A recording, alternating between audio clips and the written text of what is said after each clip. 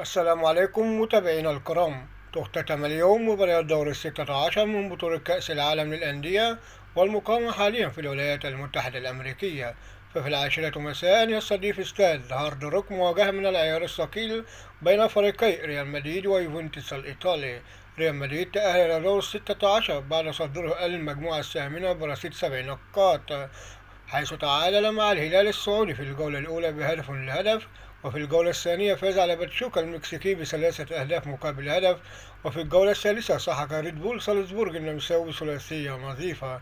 أما يوفنتوس الإيطالي فقد تأهل إلى دور الستة عشر بعد حلوله وصيفة في المجموعة السابعة ورصيد 6 نقاط خلف مانشستر سيتي، حيث فاز على العين الإماراتي في الجولة الأولى بخماسية نظيفة، وفي الجولة الثانية تفوق على الوداد البيضاوي المغربي ب4 أهداف مقابل هدف، وفي الجولة الثالثة تلقى هزيمة مذلة أمام مانشستر سيتي ب5 أهداف مقابل هدفين. ويمتلك ريال مدريد نصيب الأسد في الفوز بلقب كأس العالم للأندية، حيث سبق له الفوز باللقب من قبل في 5 مناسبات: أعوام 2014 و2016 و2017 2018 2022، إلى جانب فوزه بلقب كأس الانتركونتيننتال 2024 على حساب باتشوكا المكسيكي بثلاثية نظيفة. وفي الرابعة فجر يستضيف ملعب مرسيدس بنز مواجهة فريقي بروسيا دورتموند ومونتير المكسيكي.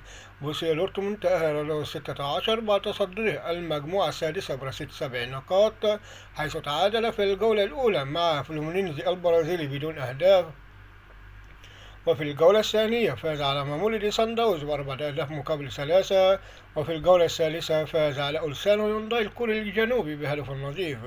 أما مونتير المكسيكي فقد تأهل إلى هذا الدور بعد حلوله وصيفة في المجموعة الخامسة خلف إنتر ميلان برصيد 5 نقاط، حيث تعادل مع إنتر ميلان في الجولة الأولى بهدف لهدف، وفي الجولة الثانية تعادل مع ريفال بليت الأرجنتيني بدون أهداف، وفي الجولة الثالثة والأخيرة سحق أوراوا الدايموند الياباني ب4 أهداف نظيفة.